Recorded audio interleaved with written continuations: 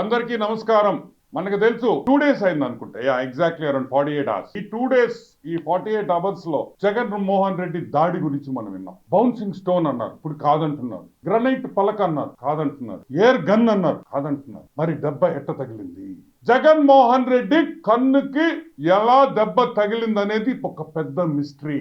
ఎవరికి అర్థం కావటం లేదు. పోలీసు వాళ్ళే తల గోక్కొని ఏమీ అర్థం కాక ఈరోజు విజయవాడ సిపి టాటా గారు 2 లక్షల రూపాయల బహుమతి ఇస్తామని ఆయన ఒక ప్రకటన చేశారు. ఈ దాడి గురించి టాటా గారు, సిపి గారు ఎవ్వడు ప్రపంచంలో కూడా మీకు దాని గురించి ఏమీ చెప్పలేరని కూడా మనం చేస్తున్నా ఒక ఆనం వెంకటరమణారెడ్డి తప్పితే. ఈ ఆనం వెంకటరమణారెడ్డికి ఒక్కడికే తెలుసు ఆ దాడి ఎట్ట జరిగిందో. ఇది దాడి మనుషులు చేసింది కాదు. ఈ దాడి మనుషులు చేసింది కాదు. ఈ దాడి ముమ్మాటికి చేసింది ఆత్మలే అని కూడా నేను మీకు అందరికీ మనవి చేస్తున్నా. నేను కూడా 2 రోజులుగా దీని గురించి ఆలోచించాను. వీడియోలు చూసి 100 సార్లు ఆ వీడియోలు చూశాను నేను.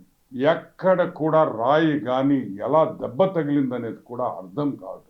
కానీ దెబ్బ తగిలింది. ఇవన్నీ ఆలోచించిన తర్వాత ఇది మనుషులు చేసిన దాడి కాదు, ఆత్మలు చేసిన దాడి అని మాత్రం మాకు అర్థమవుతా ఉంది. ఆత్మలంటే మీరు చేసిన పాపాలకి, మీరు చేసిన మర్డర్లకి చాలా ఆత్మలు ఉన్నాయి.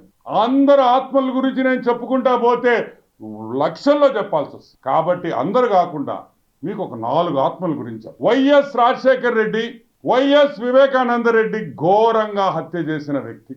అమర్నాథ్ గౌడ్ చిన్న పిల్లోడు, 10వ క్లాస్ చదువుతున్న పిల్లోడిని దారుణంగా పెట్రోల్ పోసి తగలబెట్టి చంపేశారే.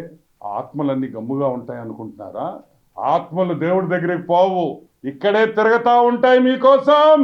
మిసభ అనే ఒక మైనారిటీ పాప, బంగారు తల్లి, 10వ క్లాస్ చదువుకునే బంగారు తల్లిని వేధించి ఊరేసుకునేటట్టు చేశారే. ఈ ఆత్మలన్నీ గమ్ముగా ఉంటాయా? ఈ ఆత్మలన్నీ కలిసి దీళ్లతో పాటు ఇంకొక 10,000 ఆత్మలు మీరు మీ చరిత్ర, వైఎస్ చరిత్రలో మీరు చంపిన వాళ్ళ అన్ని ఆత్మలు కలిసి ఈ దాడి చేశాయని కూడా నేను మనవి చేస్తున్నాను. ఇప్పుడు పాయింట్ ఏంటంటే ఈ ఆత్మల దాడి ఎలా ఆపాలి? How do we stop the spirits from attacking Jaganmohan Reddy? Jaganmohan Reddy ఎట్ట మనం కాపాడుకోవాలి ఈ ఆత్మల దగ్గర నుంచి? అది డీజీ వల్ల అవుద్దా, ఐజీ ఇంటెలిజెన్స్ వల్ల అవుద్దా? ఎవరి వల్ల కాదు. ఎందుకంటే ఆత్మలు మనకు కనిపివు కాబట్టి. We cannot see them. అవి కనిపివు, వీ కెనాట్ సీ దెమ్. నేను చెప్పేది ఒకటి, మన ముఖ్యమంత్రి వైఎస్ జగన్మోహన్ రెడ్డిని కాపాడుకోవాలంటే, ఈ బస్సు యాత్రలో అతనికి ఏమి జరగకుండా స్మూత్ గా వెళ్ళాలంటే మనం 6 మంది, 2 పూజారులు, 2 పాస్టర్లు, 2 మౌలానాలు నిరంతర బస్సు ముందర పూజలు చేసుకుంటూ నిరంతరంగా దేవుడి వాక్యం చెప్పుతూ పోతే ఏవైనా ఈ ఆత్మల్ని మనం ఆపొచ్చేమో, ప్రయత్నిస్తాం. ఎందుకంటే మన ముఖ్యమంత్రి గారుకి ఏమైనా జరిగినా తెలుగుదేశం పార్టీ మీదే వేస్తారు.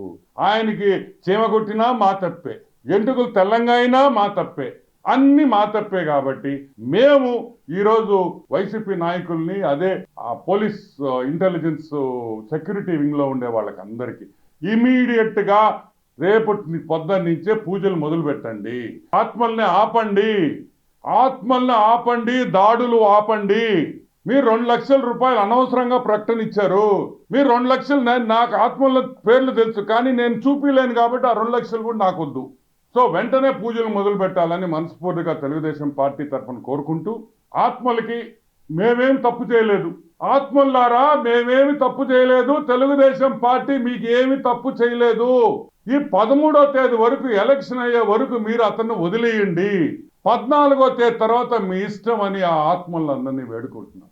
వివేకన్న, రాజన్న, గౌడన్న, అమర్నాథ్ అన్న, మిసాబ్ తల్లి, బంగారు, ఒక 10 రోజులు వదిలే బంగారు, 10 రోజులు మా జగన్మోహన్ రెడ్డి వదిలి అని మిమ్మల్ని వేడుకుంటున్నాం.